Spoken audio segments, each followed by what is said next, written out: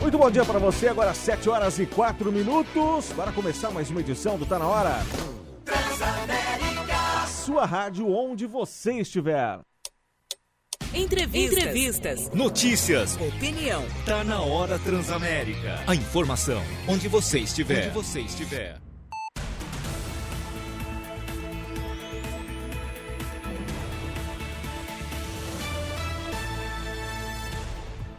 Muito bem, 7h05, começando mais uma edição do nosso Tá Na Hora nessa manhã de quinta-feira, hoje dia 21 de fevereiro de 2019.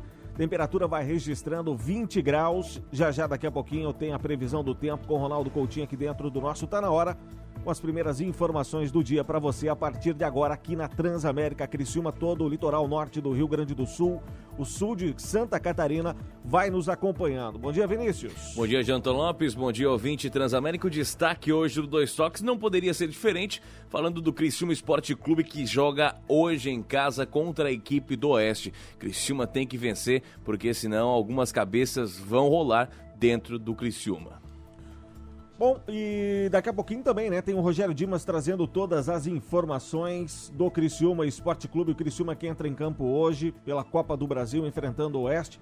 Torcer aí para que o Criciúma faça um bom jogo e vá avançando na Copa do Brasil. O assunto agora é Previdência Social. Estamos recebendo aqui nos estúdios da Transamérica o advogado, especialista em direito previdenciário, o Lucas Alberton, professor também aí da instituição de ensino, a Exucre. Bom dia, Lucas. Bom dia, Jonatas. Bom dia, Vinícius. Bom dia a todos os ouvintes. Lucas está aqui para falar exatamente disso, né? Direito da Previdência, a reforma da Previdência, né? Melhor assim, né? Que foi apresentada ontem ao Congresso, a reforma da Previdência Social. Ontem à noite, o presidente Jair Bolsonaro usou aí o rádio e a televisão para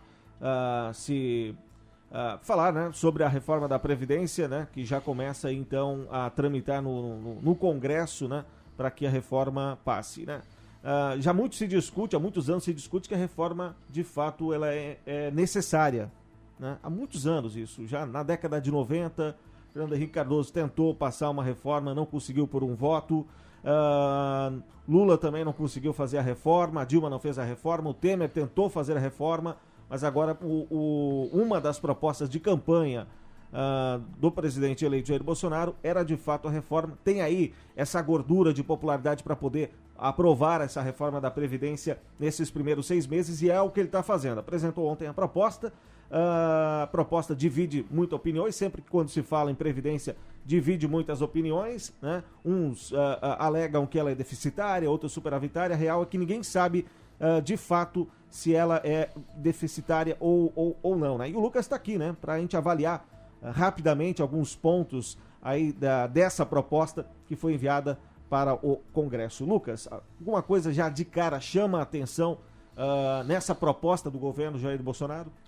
Bom, Jonatas, como tu bem colocou, é uma reforma que vem sendo adiada há um bom tempo, né? E ao menos criou-se esse estigma de que não há mais tempo a esperar para fazer a reforma, ou para fazer, como intitula o governo, uma nova previdência, né? Eles até, digamos, querem tirar um pouco essa margem de dar entender de uma reforma e tratar de alguma coisa nova, né? E aí, em base nessa proposta, nessas mudanças, a gente encara alguns pontos que estão sendo alterados e que vão afetar principalmente o trabalhador da iniciativa privada, ou seja, aquele que tem contato direto com o INSS, né? Bom, para se fazer uma reforma, partiríamos de que ponto? Primeiro, foi estipulado a idade mínima, já foi uma grande discussão. O próprio presidente, na época, em campanha, se falava muito que homem se aposentar com 65, mulher com 60, já era um exagero, né? As pessoas, porque isso varia muito de estado, de região, a expectativa do brasileiro, né? Então, mas aí muitos já começaram a criticá-lo na semana passada, porque quando ele de fato bateu o martelo na idade mínima, né, aí vão se buscar suas falas anteriores em campanha. Ele criticava a idade mínima, mas hoje ele reforça que precisa ser 65 homem, 62 a mulher, né? Isso se dá pela expectativa de vida do brasileiro, que diferencia muito de região para região, de estado para estado, né? Mas um dos pontos principais da reforma da Previdência, se discutiu muito a idade mínima. A idade mínima, ela é polêmica até pelo fato de que ela tem a concessão do benefício, ela é diferente em relação ao sexo, né? O homem, hoje, né, pelas regras de hoje, ele se aposenta 5 anos depois da mulher, né? Sendo que na média do IBGE, a mulher vive 7 anos a mais que o homem. E aí, por conta dessa situação, a gente houve até alguns embates no sentido de que deveria igualar as idades, homem e mulher. E o governo, entre aspas, né, cedeu em algum trecho, porque reduziu a diferença na concessão do benefício para o homem e para a mulher para 3 anos. Naturalmente que existem fatores como a própria participação da mulher na sociedade, no mercado de trabalho. Tem a jornada dupla. Entre aspas, jornada dupla, né? Que venham a justificar essa diferença na manutenção da idade mínima diferente para o homem e para a mulher. Agora, com certeza não é a questão de igualar as idades, por exemplo, que iria ou que vai, de alguma forma, acalentar esse suposto rombo alegado pelos governistas. Um ponto que acho que tem que ser levado em consideração, como tu bem colocou no início do programa, lá em 98 o Fernando Henrique teve uma grande oportunidade de passar uma reforma que talvez, se tivesse sido aprovada, nós não teríamos, pelo menos boa parte das coisas que estão sendo discutidas agora, que é a questão da aposentadoria por tempo de contribuição, extingui-la. Porque o que acontece hoje? Nós temos um benefício no Brasil, e aliás é sempre importante colocar, apenas 3 a 4 países do mundo mantêm um tipo de benefício como se tem no Brasil. E até posso citá-los: Brasil, Equador, Egito, Iraque e Irã. Eu acho que se a gente parar para pensar, nem o Egito, nem o Iraque, nem o Irã e talvez o Equador, a gente possa comparar com o Brasil. E por que eu digo isso? Porque só esses países mantêm um benefício que exigem tão somente tempo de contribuição para a aposentadoria. Ou seja, hoje, se o homem cumpre 35 anos de contribuição e a mulher 30, independente da idade, ele pode se aposentar. Começou com 20, cumpriu 35 anos, aos 55 anos tem direito ao aposento. Ou, se a gente considerar que algumas dessas atividades desenvolvidas pelo homem ou pela mulher seja tida como especial, com contato com agentes nocivos, esse tempo que ele tende, inclusive, a reduzir. Então, eu não diria comum, mas acontece de ter pessoas se aposentando aos 40 e poucos anos, no início dos 50 anos. E aí, se tu considerar que a expectativa de vida, em Santa Catarina, por exemplo, ela é 79 anos, tu considerar alguém aposentado para receber um benefício por 30, 40 anos. O que é algo que realmente, quando colocado no papel e feito uma análise mais detalhada, se percebe que talvez vai apertar o sistema e vai gerar um gasto maior, quando poderia essa pessoa ficar trabalhando por um tempo maior. Mas o que acaba acontecendo? A pessoa que cumpre os requisitos para esse benefício, ela não pretende parar de trabalhar. Ela pretende continuar trabalhando e receber para poder ganhar mais. Essa é a questão. Eu não critico a pessoa que faz isso, a postura dessa pessoa. É que dinheiro de maneira sempre volta, nenhuma. Né, Lucas? Dinheiro sempre volta.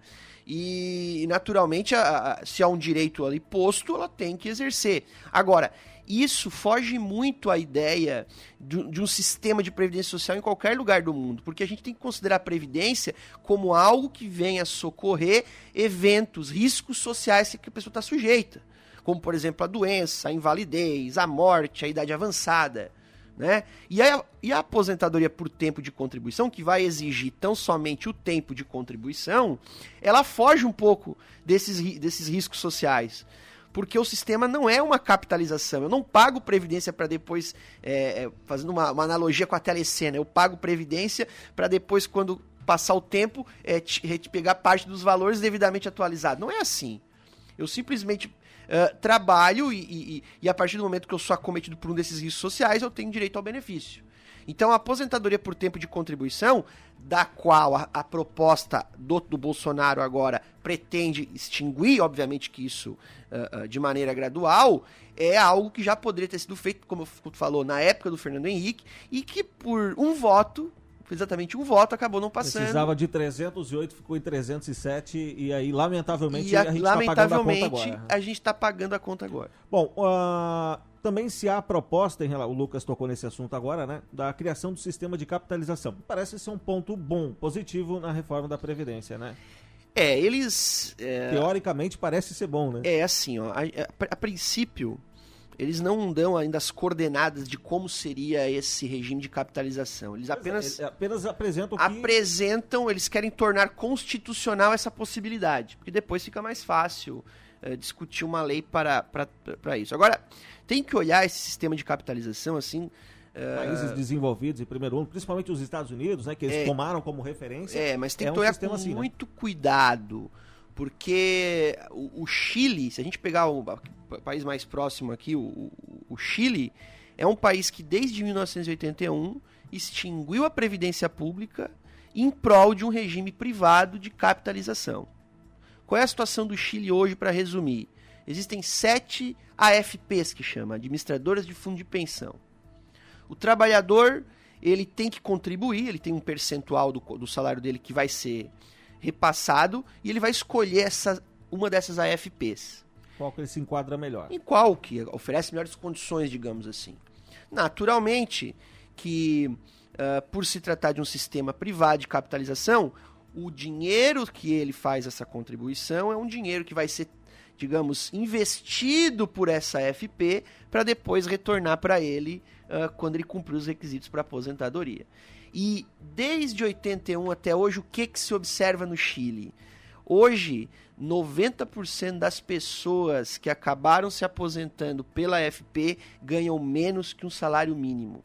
O Chile é o país da América Latina que tem o maior índice de suicídio entre pessoas idosas, porque são pessoas que acabam se sentindo que estão sendo um encargo para a sociedade, e não querem talvez incomodar a família, o governo, e acabam tirando a própria vida.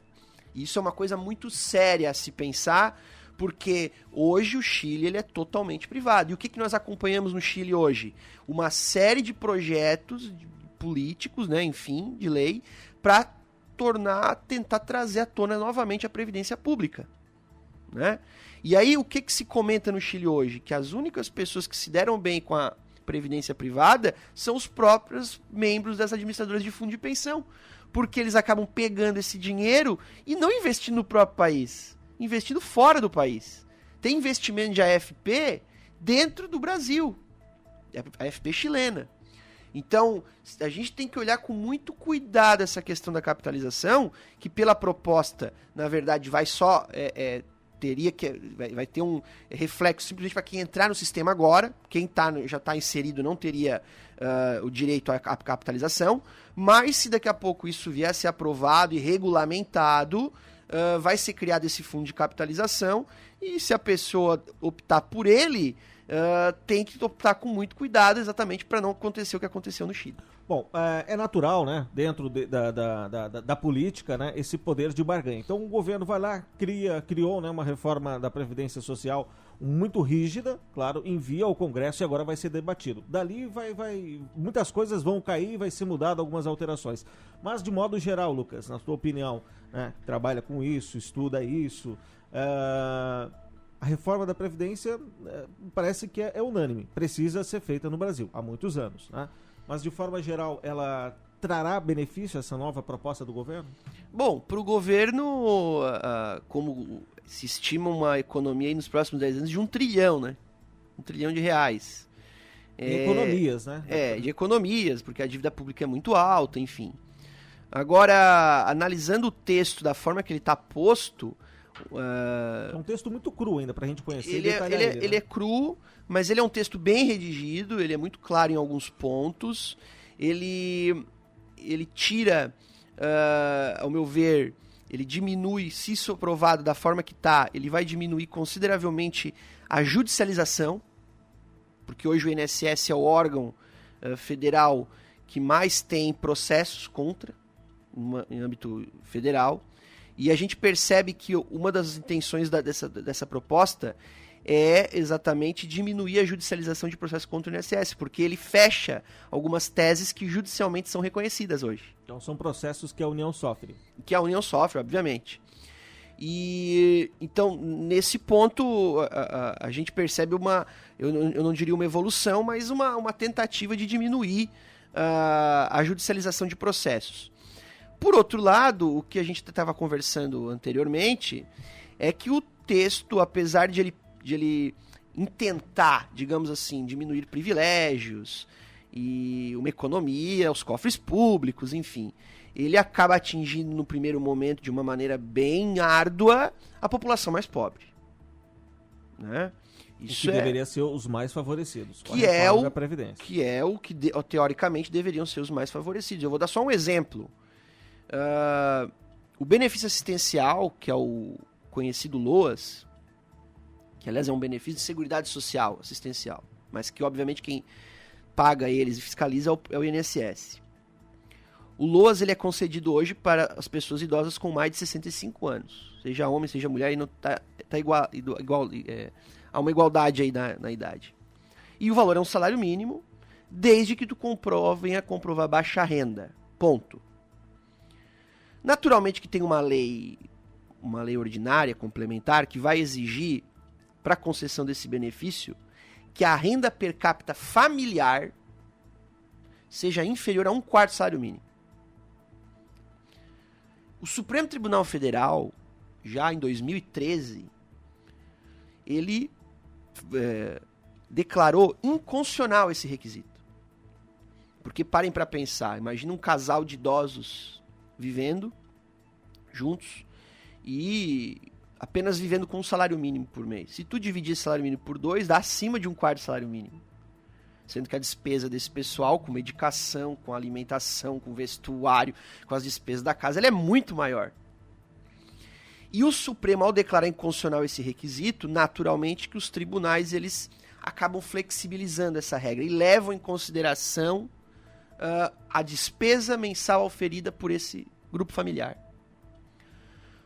Até aí tudo bem, é possível então flexibilizar, analisar de uma forma mais detalhada essa questão da baixa renda, então há uma flexibilização na concessão. O que a proposta faz? A proposta constitucionaliza a necessidade de que seja 1/4 do salário mínimo. E a partir do momento que constitucionaliza, não tem como passar por cima disso. Não tem mais flexibilização. Não há flexibilização. Da mesma forma, a proposta eleva a idade mínima para concessão de um salário mínimo para 70 anos. Nós falamos agora, no Maranhão, a expectativa de vida da população é 69, início de 70. E vai além. Diz que não pode ter um patrimônio superior a R$98 mil. Então, eu não vejo tomando por base esse benefício, algum tipo de redução de desigualdade ou de ajuda às pessoas mais pobres. O que eu vejo é tornar algo muito mais ferrenho, muito mais difícil. 1/4 do salário mínimo é praticamente uma condição de miserabilidade que é impensável. Não bate R$250, para o ouvinte ter uma ideia. Exatamente. E tu constitucionalizar isso para não permitir essa flexibilização, eu encaro como algo muito perverso para a população que mais precisa. Um outro ponto, e aí ficou de fora, e aí se torna polêmico, e muitos estão ainda criticando isso, né? É porque não apresentou a reforma dos militares, o tão esperado a reforma dos militares, né? E aí muitos já questionam que talvez isso, como é que chegará ao Congresso daqui a 30 dias, que foi a promessa, então, do presidente Bolsonaro, que enviará ao Congresso daqui a 30 dias a reforma dos militares. Os militares têm uma série de peculiaridades, né, pelo regime que estão inseridos. E só para fins de curiosidade, apenas 7 países do mundo eles mantêm uma previdência para os militares tal qual a previdência do civil. Ou seja, é respeitada as peculiaridades do militar, como por exemplo, o militar não se aposenta, o militar vai para a reserva. Ele continua sendo militar. e continua sendo militar, ele pode ser inclusive convocado posteriormente. Então, eu acho que o militar ele tem algumas peculiaridades que devem ser observadas e talvez isso que acaba dificultando a inserção já de primeiro plano do militar na reforma da Previdência. Agora, o que talvez leva a essa necessidade e que é a questão dos altos salários, né? Pensões concedidas para ex-combatentes, para os dependentes, que acabam valores alvitosos, né? E aí, os valores são gritantes. Né? Gritantes. Como, né, outros segmentos. Mas eu acho que o militar ele tem que tomar cuidado também, da mesma forma, por conta dessas peculiaridades que existem. E a gente tem que tomar cuidado, por isso que eu digo, para não colocar todo mundo no mesmo bolo e respeitar as peculiaridades de qualquer um. Como eu quero que respeite, como tu bem colocou, a questão da idade mínima regionalizada, porque eu sei que Santa Catarina vive muito mais o povo catarinense do que o povo do Maranhão, por exemplo, eu tenho que também entender a situação dos militares e essas peculiaridades que os cercam. Então, vamos aguardar o que vai acontecer com a situação dos militares, mas eu já creio que vai haver uma distinção a respeito de algumas coisas. Bom, rapidamente a gente conversou a respeito da reforma da Previdência que foi enviada ontem ao Congresso pelo presidente Jair Bolsonaro. Conversamos aqui com um advogado especialista em direito previdenciário, professor das faculdades Exucre, o Lucas Alberton. Obrigado, Lucas. Obrigado, Jonas. Só deixar uma mensagem final para os nossos ouvintes. Fica à vontade. De que isso é importante. Nós temos uma proposta de mudança da Previdência. Nada mudou ainda. E então não precisa ficar desesperado e preocupado em correr pro INSS caso você não se aposentou, por exemplo. Período de transição. Até porque, ainda que aprovada a reforma, vai haver transição. E a proposta apresenta 3 tipos de regra de transição. Esse é um ponto. E o segundo ponto é que o direito adquirido está preservado. Então, quem está aposentado, está recebendo pensão, não vai alterar nada ainda que haja mudança. No mais, vamos acompanhar aí os próximos capítulos dessa novela. Tá. Obrigado. Lucas Alberton aqui na Transamérica. Alberton aqui na Transamérica.